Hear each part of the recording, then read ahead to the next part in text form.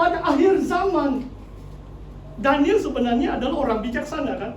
Disebut orang-orang bijaksana akan bersinar seperti bintang-bintang di langit. Dan mereka akan membawa ramai orang kepada kebenaran. The righteous, not the righteous, the wise shall shine as stars in the sky. And they will lead many unto righteousness. Luar biasa.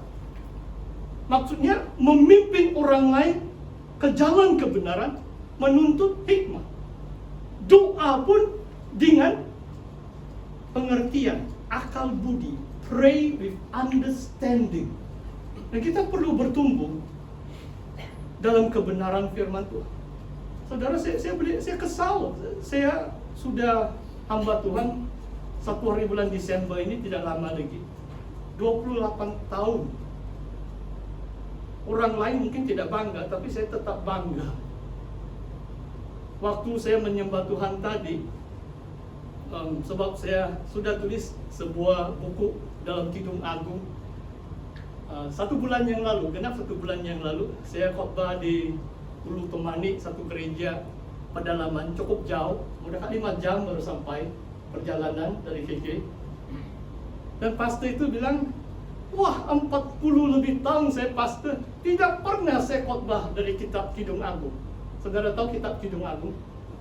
Sebab macam susah bahkan, ini cerita cinta-cinta ini macam malu-malu bang mau khotbah. Tapi saya mau saksikan satu penglihatan yang saya lihat tadi. Saya rasa Tuhan begitu baik.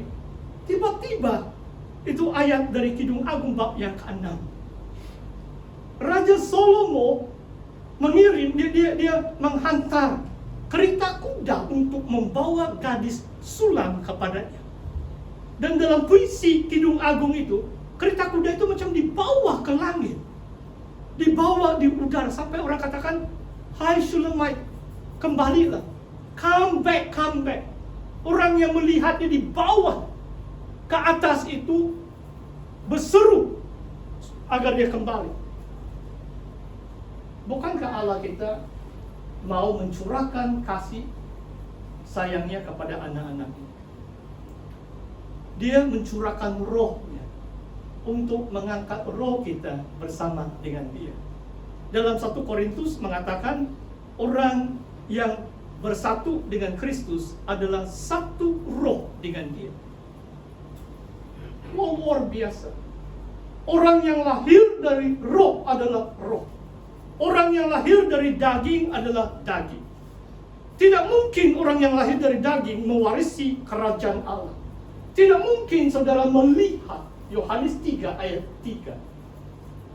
Kalau orang siapa belum lahir kembali, dia tidak melihat kerajaan Allah. Kalau kamu lahir dari roh, saudara melihat. Itulah tiba-tiba saya dapat penglihatan. Saya melihat dalam alam surgawi. Tuhan menyatakan kasih-Nya. Seolah-olah ada kereta kuda surgawi mengangkat roh saya ke alam surgawi di mana Allah bertakhta. Dan saya merasakan roh saya bersatu dengan Tuhan. Semua ini ada Alkitab. Kalau tidak ada kebenaran Alkitab, saya tidak akan khotbahkan. Haleluya. Saudara, marilah kita bertumbuh dalam kebijaksanaan, khususnya dalam kebenaran firman Tuhan. Ini poin saya yang terakhir, saudara. Seperti yang saya katakan, saya agak kesal, mau genap sudah 28 tahun. Saya kenal ramai jemaat. Ini hanya Tuhan yang tahu lah kan, so Tuhan yang melihat. Saya hanya pengalaman manusiawi semata-mata. Ramai jemaat kalau hidup sehari-hari itu jarang membaca Alkitab.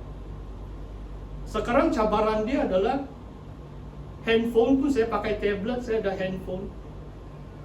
Ada Alkitab juga itu. Baru saya download 5 itu versi Alkitab Melayu. Bahasa Indonesia pun ada beberapa logat Melayu. Saya baru download, saya mau buat perbandingan. Saya peminat bahasa Melayu juga ini. Haleluya.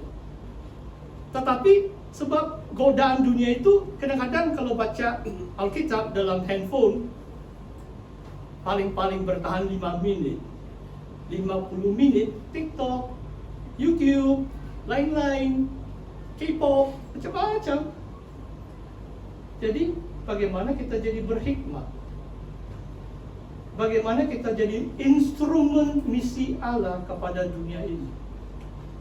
Oh saudara, saya percaya kalau gereja bertumbuh dalam hikmat, bangsa-bangsa akan datang, bukan hanya keselamatan, tetapi pemimpin-pemimpin dunia akan respect, akan menghormati pemimpin-pemimpin gereja kita. Mereka akan minta nasihat penuh dalam Alkitab. Ezra, Nehemia, Zarubabel dan sebagainya, Daniel kan? Kadang-kadang rasa teranaya, tetapi ada waktunya. Raja-raja dunia ini, mereka minta nasihat dari para hamba Tuhan. Sebab mereka orang yang berhikmat. Luar biasa. Tuhan memakai Daniel, memakai Ezra, Nehemia untuk memulihkan umat Tuhan pada zaman mereka. Saudara, hanya 3 poin hari ini. Yang pertama, kehadiran dan kemuliaan Kristus. Maklamat pertemuan kita adalah supaya Tuhan Yesus hadir. Kemuliaan Tuhan itu nyata dalam setiap pelayanan. Bukan saja hari Minggu. Dari hari Minggu sampai hari Minggu akan datang. Begitulah itu. Kita pastikan Yesus hadir. Tuhan menyatakan kemuliaan. Yang kedua, sebab kita memiliki Alkitab, bangsa-bangsa, kita adalah kepala bukan ekor. Sebab kita memiliki hikmat, kita harus memimpin orang lain kepada kebenaran. The wise will lead many unto righteousness. Daniel 12 ayat 3 dan 4. Dan yang ketiga saudara, jangan kita putus-putus mendoakan bangsa kita, negara kita, raja-raja kita, pemimpin kita. Kita tahu 2 bulan akan datang, kalau parlimen sudah bubar, musim monsun pun mungkin ada pilihan raya, kita tidak tahu lah itu. Tapi kita boleh berdoa kan? Kita boleh berdoa. Perdana Menteri yang ada hak di bawah perlembagaan menentukan tarif. Tidak perlu dia katakan saya bincang dengan pribadi ini.